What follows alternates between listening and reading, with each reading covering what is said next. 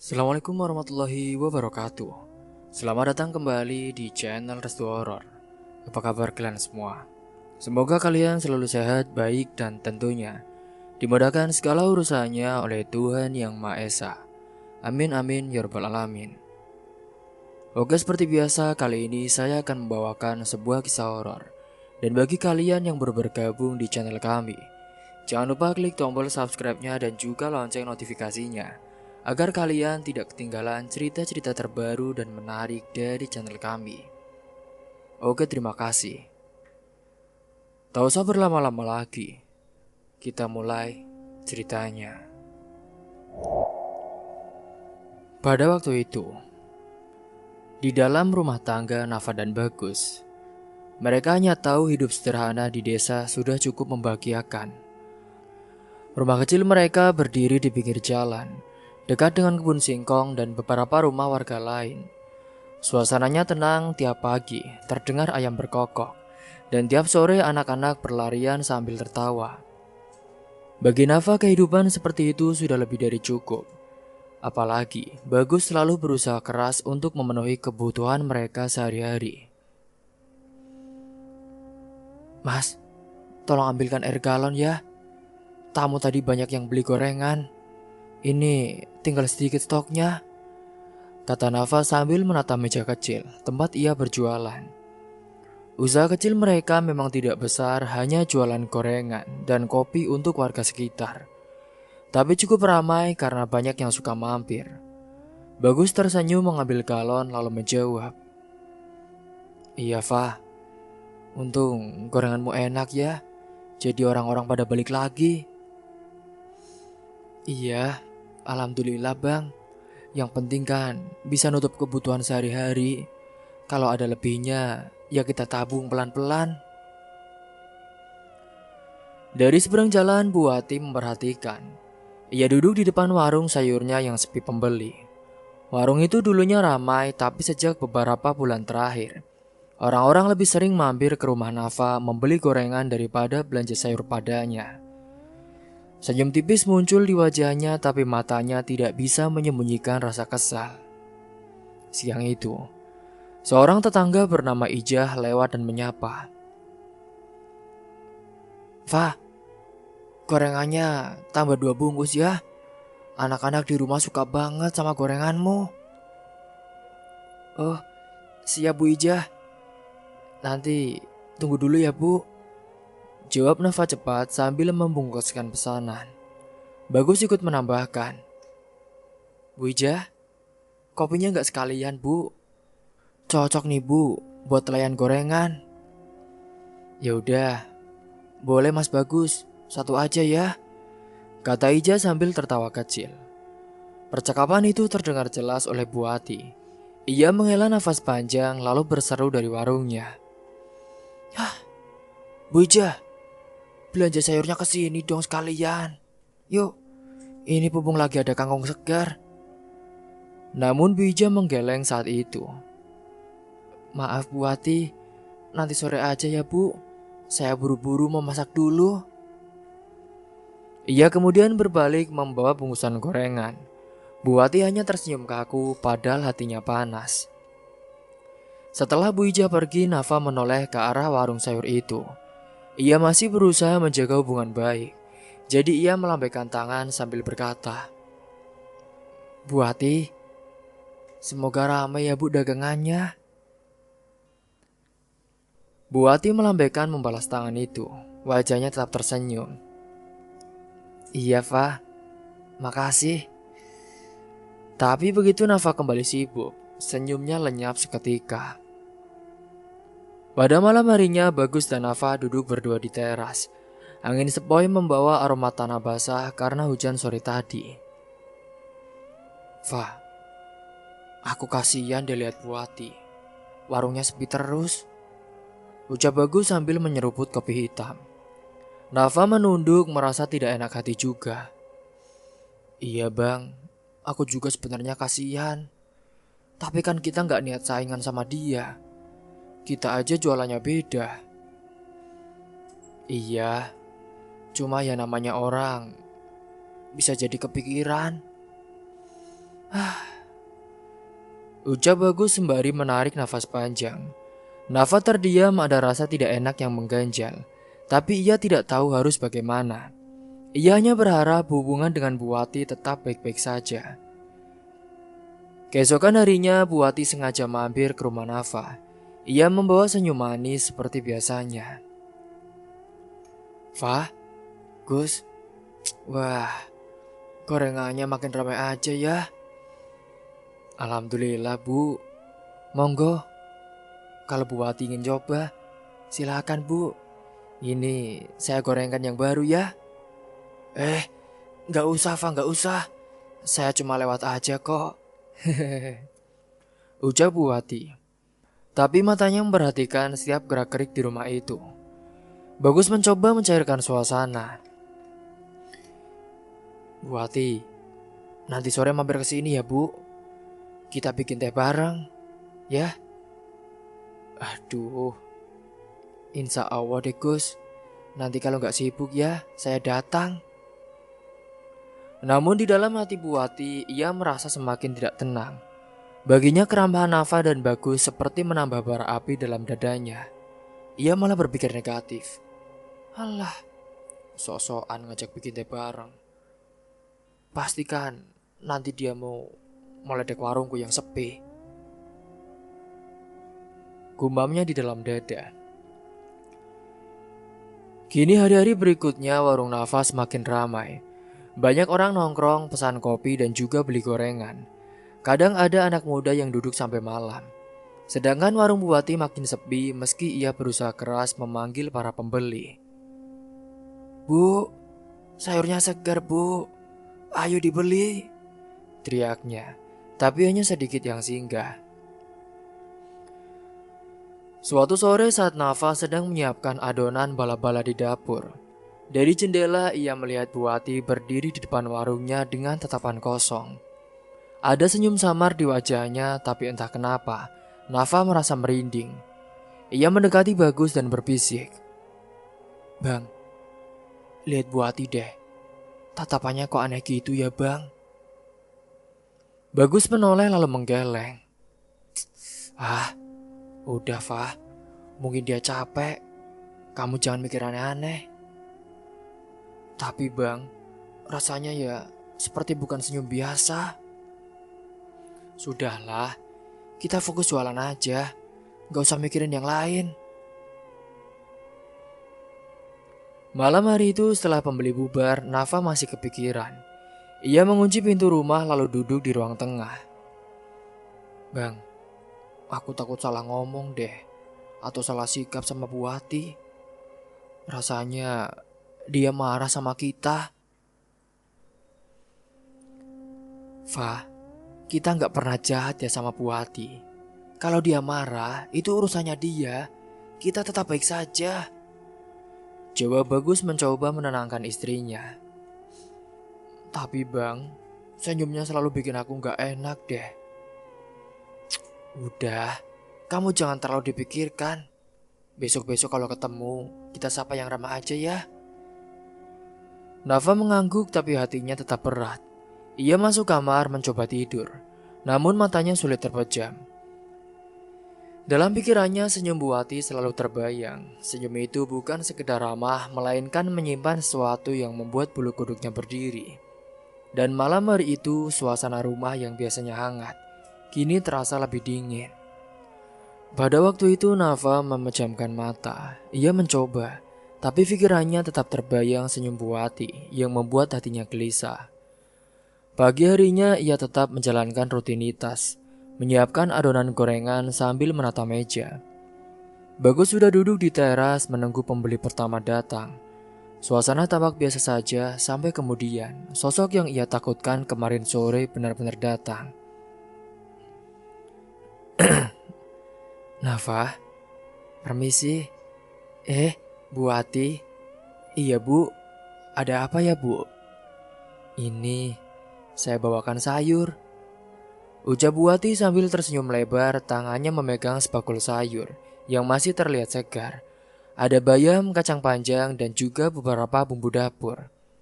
Nafa kaget sejenak lalu menjawab terbata. Wah, terima kasih banyak ya Bu. Aduh, jadi repot-repot sekali nih. Ah, gak apa-apa, Fah. Saya tadi ada lebih. Jadi sekalian saja dibagi. Siapa tahu berguna buat kalian. Bagus ikut keluar menyelami Bu Ati. Alhamdulillah. Makasih banyak ya Bu. Kebetulan Nafa mau masak nanti sore. Meski wajahnya tersenyum, hati Nafa terasa aneh. Ia tidak terbiasa menerima pemberian tiba-tiba dari Bu Ati. Ada rasa curiga yang mengganjal, tapi ia menahan diri untuk tidak menolak. Setelah Bu Ati pergi, Nafa menatap bakul sayur itu cukup lama. Bang, apa kita beneran masak ini? Emangnya kenapa sih, Fah? Ini masih bagus kok sayurnya. Lagian, masa kita nolak pemberian orang? Jawab Bagus sambil masuk ke dalam. Tapi bang, aku cuma merasa aneh aja. Bu Ati kan gak pernah ngasih kita sayur sebelumnya. Ya mungkin dia lagi baik hati, Fah. Udah, jangan suuzon terus. Kamu kok sukanya suuzon. Iya bang, maaf. Waktu itu Nafa tetap mengolah sayur itu menjadi masakan. Ia mencoba menepis rasa ragu meski hatinya belum benar-benar tenang. Malamnya mereka makan bersama. Bagus terlihat lahap menyantap sayur bening bayam yang dimasak oleh Nafa. Wah, enak Fah. Ini pas banget bumbunya. Puji Bagus sambil menambah nasi. Nafa hanya tersenyum tipis. Iya bang, semoga saja gak apa-apa ya. Kamu kenapa ngomong gitu sih, Fah? Gak tahu bang. Aku cuma merasa aneh aja dari tadi. Setelah makan mereka duduk sebentar di ruang tengah. Bagus masih terlihat segar, tapi beberapa jam kemudian ia mulai memegangi perutnya. Aduh, Fah, perutku kok rasanya kayak ditusuk-tusuk ya. Kalau Bagus sambil meringis. Bang, kenapa bang? Dari tadi gak apa-apa kok. Kok mendadak begini sih bang? Aduh, sakit banget perutku Fah. Kayak melilit gitu. Bagus meringkuk di lantai, keringat dingin bercucuran di wajahnya. Nafa buru-buru mengambil air hangat dan memberikannya. Ini bang, coba minum-minum dulu. Namun begitu diteguk, Bagus malah muntah. Tubuhnya kini gemetar hebat. Ya Allah, kenapa bisa begini bang? Kenapa? Nafa hampir menangis. Ia membantu suaminya ke kamar, lalu membaringkannya di kasur. Bang, kuat ya bang. Aku gak tahu harus gimana bang. Aduh Fah, perutku panas banget. Nafa mengusap keringat di wajahnya dengan kain basah. Suasana rumah saat itu berubah mencekam. Hanya terdengar keluhan Bagus dan nafasnya yang semakin berat. Pada malam hari itu terasa sangat panjang. Nafa tidak bisa duduk tenang. Ia terus mondar-mandir di kamar sambil memandang wajah suaminya yang pucat. Bang, kita ke puskesmas aja yuk. Aduh, nanti aja Fah. Sakit banget. Mungkin sebentar lagi akan reda penyakitnya. Tapi bang, aku takut ini serius bang. Aku gak pernah lihat kamu sakit kayak gini loh sebelumnya. Fah udah, kamu jangan panik ya. Aku tahan dulu. Nanti kalau gak kuat, baru kita ke sana. Meski berusaha tenang, Nafa tidak bisa mengabaikan rasa khawatir. Ia memegang tangan suaminya yang dingin, lalu berdoa dalam hati agar semuanya baik-baik saja. Tapi waktu berjalan, rasa sakit itu tidak kunjung hilang. Bahkan tubuh Bagus kini makin lemas, wajahnya seperti kehilangan tenaga. Bang, jangan bikin aku takut bang. Fah, aku masih bisa tahan Fah. Sudah, aku gak apa-apa. Beberapa saat kemudian Bagus berteriak keras. Aduh, perutku makin sakit, Fa. Aduh. Tangannya menekan perut yang terasa kaku. Nafa saat itu ikut terasa panik. Ya Allah, Bang. Aku harus gimana ini, Bang? Aku harus gimana? Ia berlari ke dapur mencari obat seadanya. Namun apapun yang ia berikan ternyata tidak membantu. Rasa sakit itu tetap tidak berkurang, malah semakin menjadi-jadi. Suasana rumah penuh dengan ketegangan.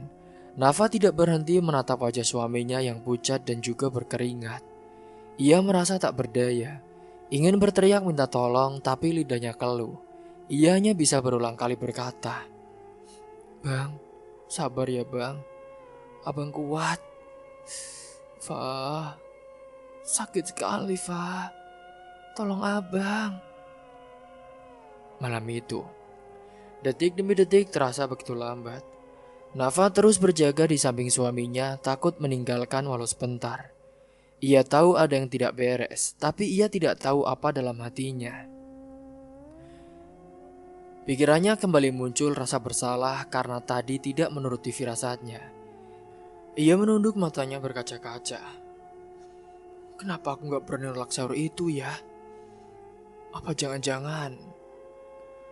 Dan ketika tubuh Bagus kembali menggigil hebat, Nafa hanya bisa memeluknya erat sambil berdoa dalam hati, tanpa tahu apa yang sedang benar-benar terjadi pada suaminya. Kini bukannya sembuh, kondisi Bagus justru semakin parah. Perutnya membengkak seperti balon, kulit di sekitarnya berubah kehitaman seolah membusuk dari dalam. Bau busuk aneh keluar dari tubuhnya begitu menyengat, sampai membuat Nafa menutup hidung dengan kain. "Bang, ini kenapa bang? Baunya kok begini sih bang?" Suara Nafa bergetar, matanya berkaca-kaca. Bagus hanya bisa meringis, suaranya serak. "Fa, aku gak kuat Fa. Perutku kayak mau meledak." Nafa panik. Kita ke puskesmas sekarang aja ya bang. Aku gak mau nunda lagi." Dengan susah payah ia membantu Bagas berdiri. Langkah mereka berat, tubuh Bagus lemas hampir tak mampu digerakkan. Sesampainya di puskesmas, seorang perawat cepat menghampiri. "Cepat sini bu, baringkan pasiennya ke sini. Cepat," kata perawat. Dokter jaga memeriksa, wajahnya langsung berubah serius. "Bu, ini pernah makan apa sebelumnya?" "Sayur bayam dok, tapi saya juga makan gak kenapa-napa." "Ah, sayur bayam? Aneh sekali bu.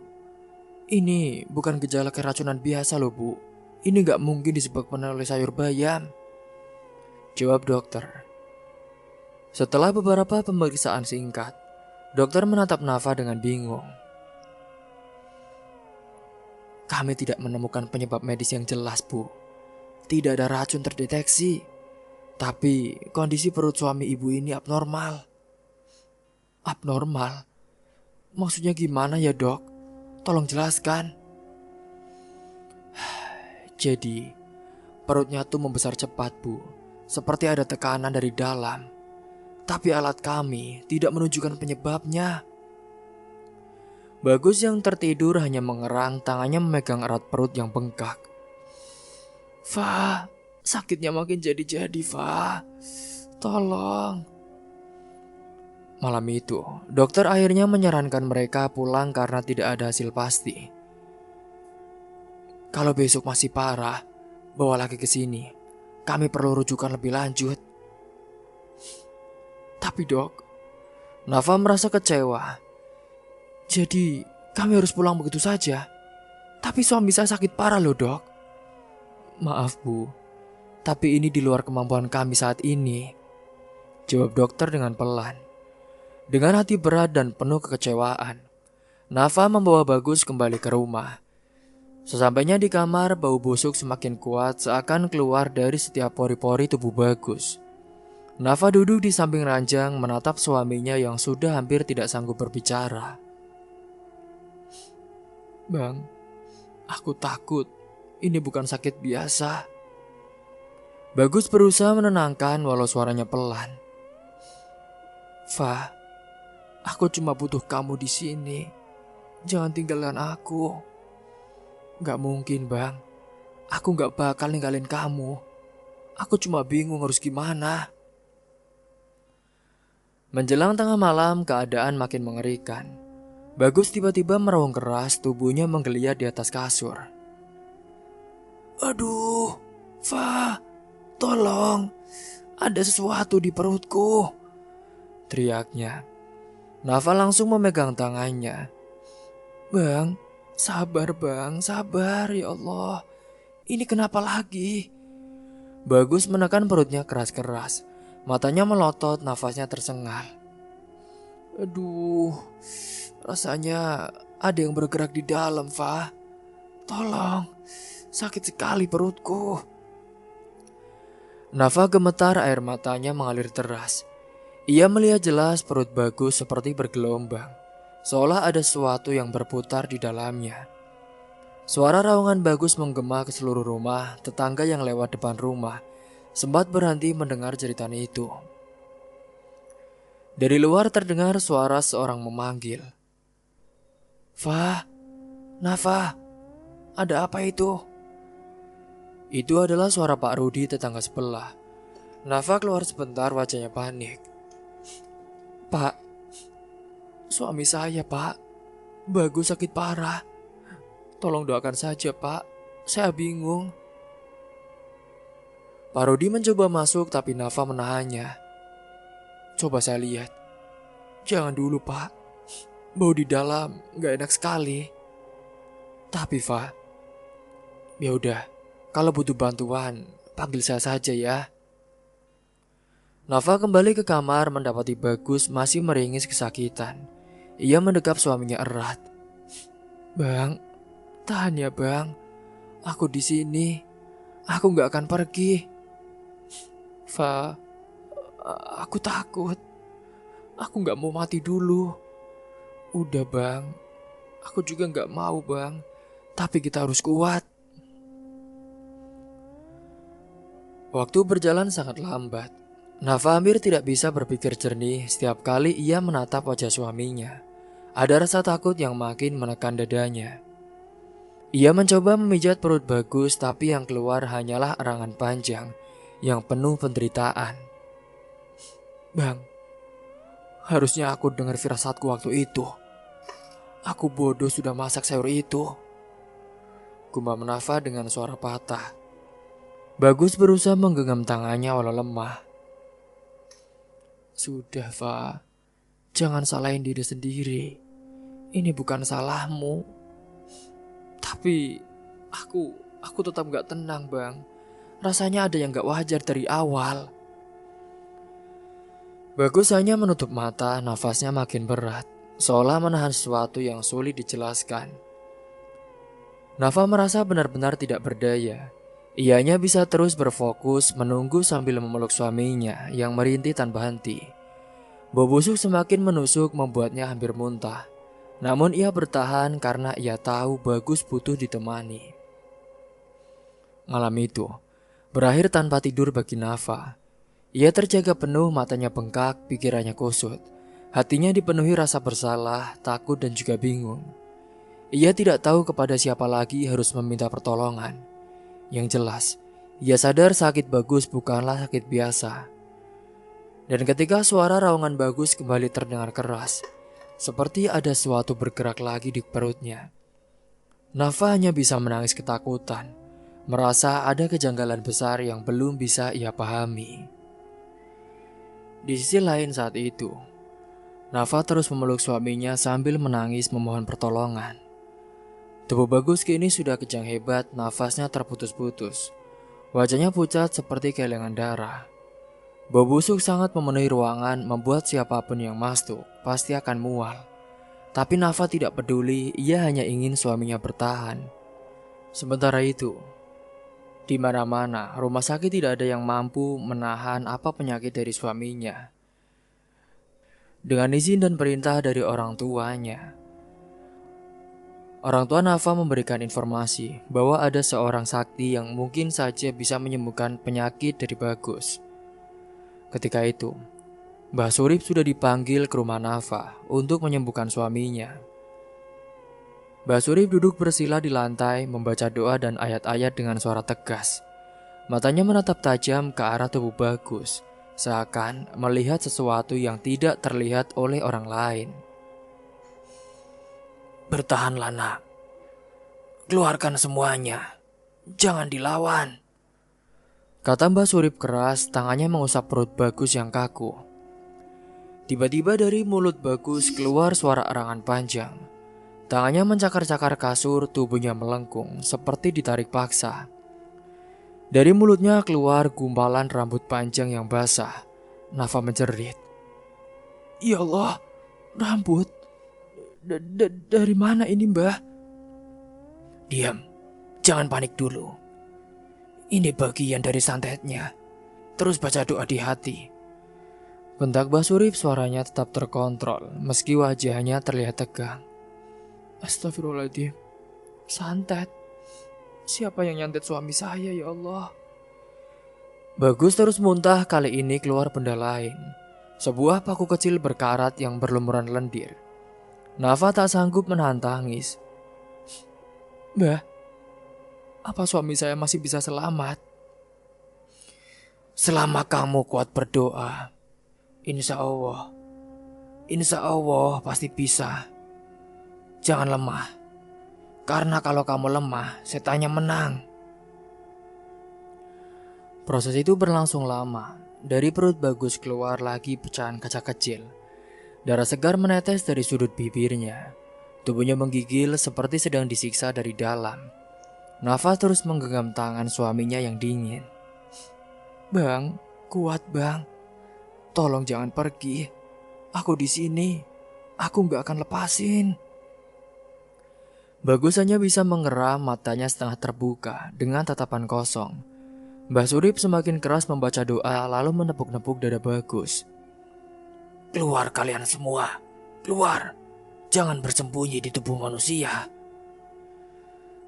Suasana rumah mencekam. Tetangga yang awalnya ingin membantu berdiri di luar hanya berani mengintip dari jendela. Bau busuk membuat mereka menutup hidung.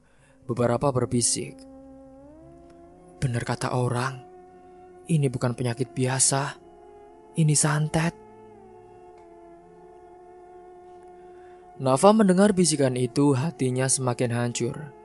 Ia teringat lagi sayur pemberian Bu Wati, tapi ia tidak bisa meninggalkan Bagus hanya untuk menuntut. Ia juga belum menemukan bukti apapun. Ia harus menunggu sampai suaminya benar-benar selamat. Di sisi lain, Bu Wati sedang duduk di warungnya. Malam itu jualannya ramai, orang-orang datang membeli sayur untuk besok. Seakan tidak peduli dengan teriakan yang terdengar dari rumah Nafa. Ia tersenyum puas, matanya sekali melirik ke arah rumah korban. "Sekarang kalian tahu kan siapa yang lebih hebat? Makanya, jangan sok-sokan mau bersaing denganku," gumam Bu Wati dengan pelan. Meski dalam hati ada rasa bergetar aneh yang tak bisa ia jelaskan. Kembali ke rumah Nafa, tubuh Bagus mendadak kaku. Matanya terbuka lebar, suaranya seperti menggeram. Sakit, panas." Lalu ia menjerit sekali, membuat semua orang di luar rumah menutup telinga. Dari mulutnya lagi-lagi keluar darah kental bercampur benda-benda aneh lain. "Mbah, tolong suami saya, Mbah. Dia udah gak kuat. Tolong, Mbah. Tolong." "Kamu jangan panik. Ini pertarungan terakhir. Kalau kita berhenti, suamimu bisa mati."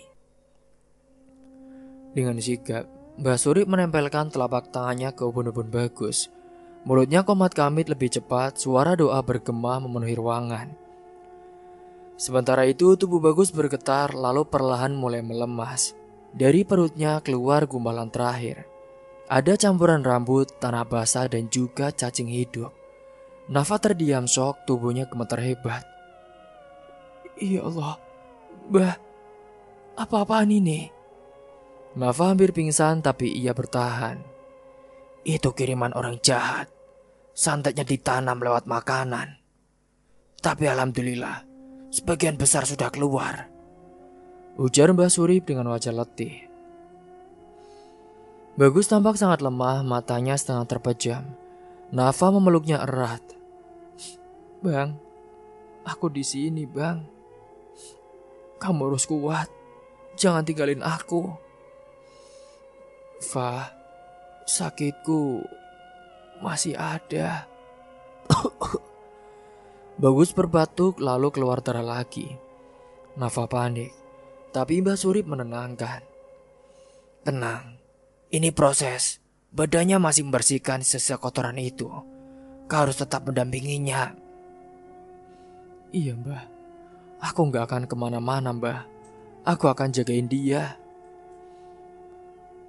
Di sisi lain saat itu, pada saat yang sama, kabar menyebar di desa.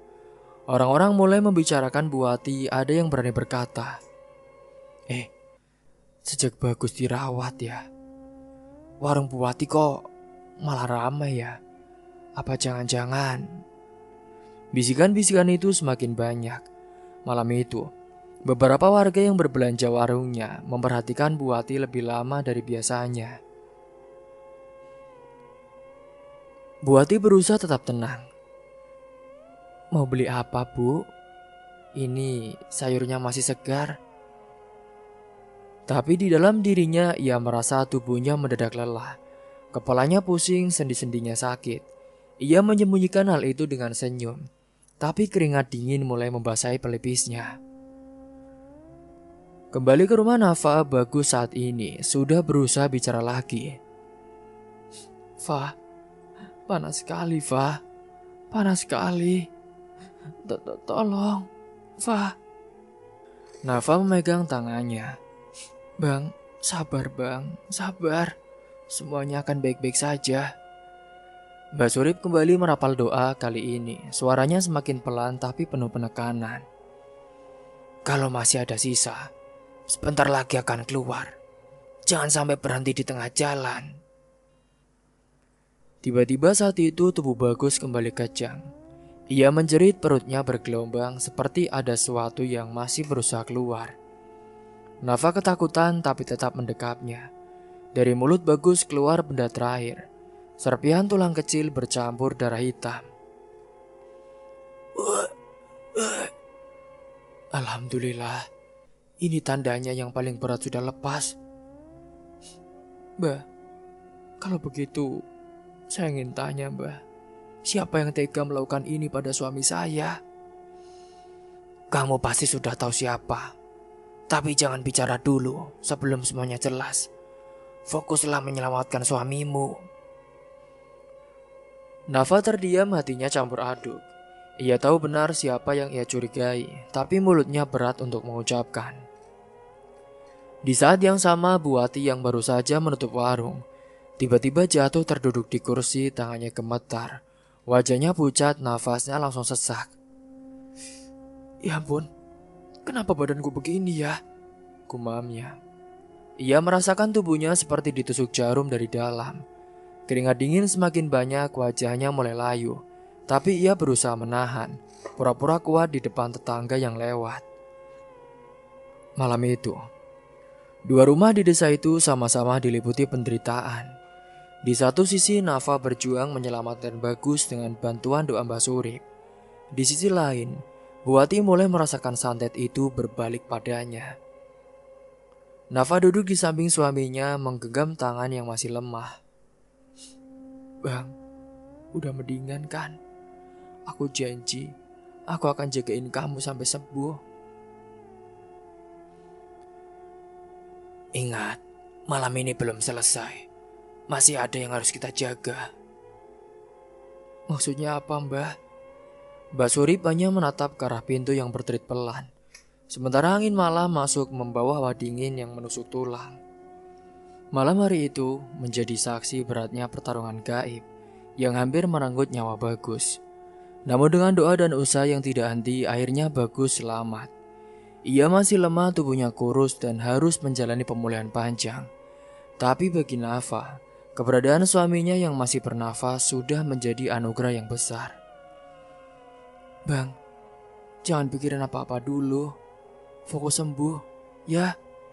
kata Nafa sambil menyuapi Bagus bubur tipis. Bagus menatapnya dengan mata yang masih sayu. Kalau bukan karena kamu dan pertolongan Mbah Surip, mungkin aku sudah nggak ada, Fa. Jangan bilang begitu, Bang. Aku nggak mau ya dengar kata-kata itu lagi. Potong Nafa cepat, suaranya bergetar. Hari-hari mereka kini dipenuhi kesabaran. Nafa merawat Bagus dengan telaten setiap malam. Ia masih dihantui rasa takut, tapi ia selalu melawan dengan doa. Sementara itu kabar tentang Bu Ati mulai terdengar di telinga warga.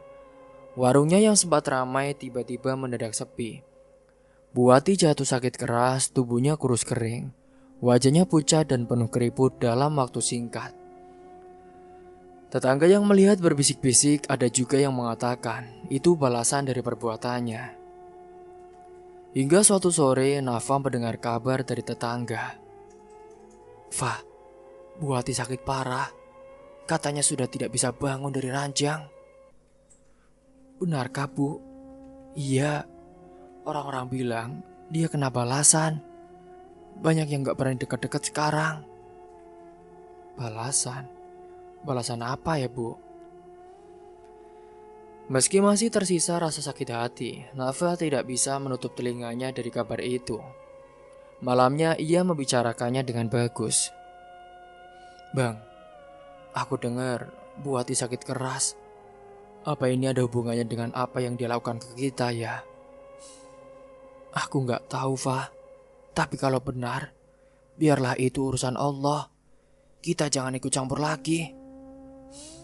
Tapi aku masih belum bisa tenang, Bang. Jawab Nafa lirih. Beberapa hari kemudian kabar duka datang. Bu Ati dinyatakan meninggal dunia. Warga yang ikut memandikan jenazahnya terkejut. Saat tubuhnya dibersihkan, keluar banyak cacing dari rongganya. Suasana menjadi heboh, orang-orang menutup hidung dan ada yang berteriak jijik. Ya Allah, ini apa-apaan? Ini kok pantas saja dia sakit aneh. Ternyata begini ya. Berita itu menyebar cepat. Hampir semua orang di desa membicarakan Bu Ati. Bukan sekadar kematiannya, tapi juga rahasia gelap yang akhirnya terbongkar. Warga semakin yakin bahwa santet memang nyata dan Bu Ati telah terjerumus dalam perbuatan itu. Nafa yang mendengar cerita itu hanya bisa duduk diam di rumah. Hatinya campur aduk. Fa, kamu dengar soal Bu Ati? Iya, Bang. Aku nggak tahu harus sedih atau lega.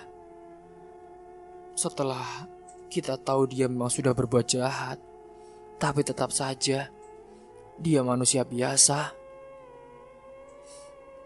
Iya, Fa. Aku juga merasa begitu. Kalau saja dia tidak iri hati, mungkin semua ini tidak terjadi. Beberapa hari setelah pemakaman, suasana desa mulai tenang. Warung Bu Ati tutup selamanya, rumahnya kosong. Hanya tersisa cerita-cerita menyeramkan yang jadi pelajaran bagi semua orang. Warga yang dulu suka bergunjing kini berhati-hati, takut terjerumus pada iri hati yang sama. Suatu malam saat Nafa berbicara dengan Mbah Surip. Mbah, kenapa orang bisa sampai tega melakukan itu, Mbah? Apa karena iri saja bisa membuat hati sekeras itu? Iri hati itu seperti api kecil, nak. Kalau tidak dipadamkan dengan doa dan kesabaran, dia bisa membakar semuanya. Bu Ati memilih jalan yang salah, dan akibatnya dia binasa sendiri. Nafa mengangguk, matanya berkaca-kaca. Jadi benar, Mbah. Doa dan kesabaran itu tameng terkuat. Benar, jangan pernah tinggalkan itu. Dunia ini penuh godaan, tapi orang yang sabar tidak akan kalah.